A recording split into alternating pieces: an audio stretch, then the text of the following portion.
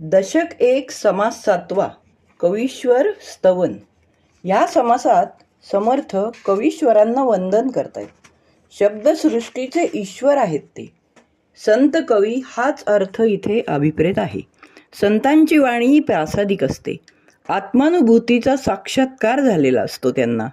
इथे समर्थ शब्दरत्नांचे सागर, बोलके चिंतामणी, कामधेनू, कल्पतरू अशा अनेक विविध उपमा देतात.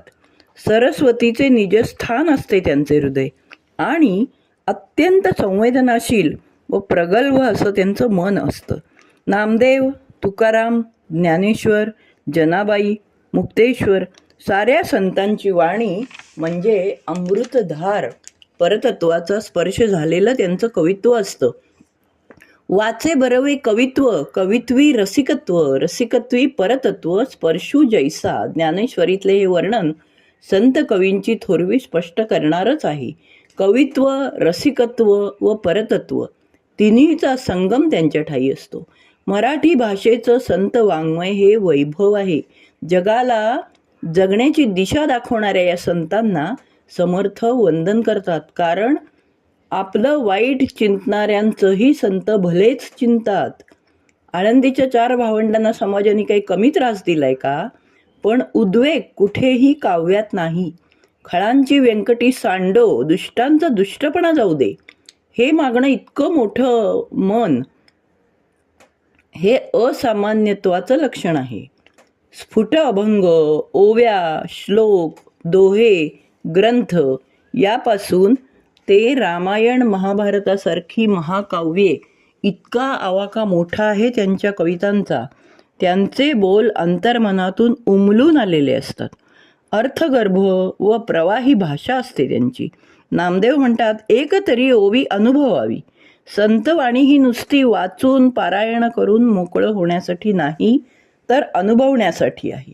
आणि अनुभवण्यासाठी आधी ती समजून घ्यायला हवी. हे सारेच साक्षात्कारी संत स्व उद्धारासाठी साधना करतातच. चोखोबांच्या अपघाती मृत्यूनंतर ज्या हाडातून विठ्ठल विठ्ठल नाद येईल ती चोखोबांची, असे नामदेव म्हणाले. हाडापर्यंत विठ्ठल इतका मुरलेला असतो, हे अद्भुत आहे. पण विशेष म्हणजे स्व उद्धारानंतर संत इथेच थांबत नाहीत. समाजोद्धाराची कळकळ असते त्यांना. बुडते हे जन देखवे ना डोळा, आणि म्हणून हे कवित्व निर्माण होते. परतत्वाचा स्पर्श झालेली म्हणजेच खऱ्या आनंदाचा अनुभव घेतलेली ही मंडळी पुन्हा 2 पायऱ्या खाली उतरून येतात. आपल्यासारख्या सामान्य भक्तांना मार्गदर्शन करण्यासाठी आपलं बोट धरतात, हातात जपमाळ घेतात, कीर्तन भजनात आनंदाने बेभान होऊन गातात, नाचतात, समाज प्रबोधनासाठीच झटतात.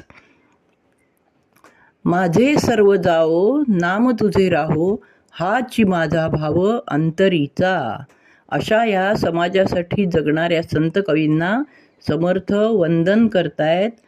त्यांच्या प्रतिभेला आणि अनुभूतीतून आलेल्या त्यांच्या शब्दरत्नांना, त्यांच्या परोपकारी वृत्तीला, भगवंताचा नाममहिमा सांगणाऱ्या उच्चतम भगवत प्रेमाला आपणही वंदन करूया. त्यांच्या शुद्ध भावाला आत्मसात करण्याचा प्रयत्न करूया.